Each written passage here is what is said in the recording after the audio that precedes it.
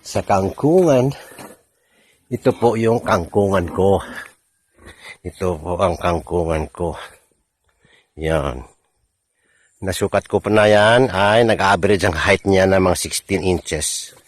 Yung mga matataba yun, umabot na ng mga 18, 20 inches. Almost 2 feet ang height niyan. Ito po yung sasabing Chinese kangkong, hindi to gumagapang. Tumitindig lang siya. Nakatindig. Ito lang to. Itong plat na to ay kaha-harvest lang. Oh. Hina-harvest dyan. Wala pang isang buwan uli.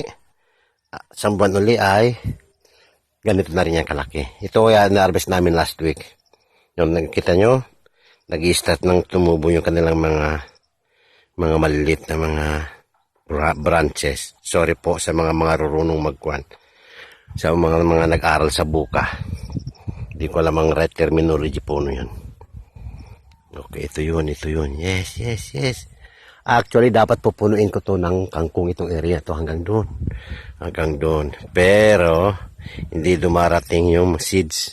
Nagkakaproblema ata sa Lazada. I don't know. May problema kasi dito sa shipment pagdating man. Ang hirap ng shipment dito. Ang malayo kasi dito sa amin. Yes. Correct. Hanggang doon. At ito pa rin yung maisan ko hanggang doon. Yes. Okay. Yan na po ang aking, yan na po nagtatapos ang aking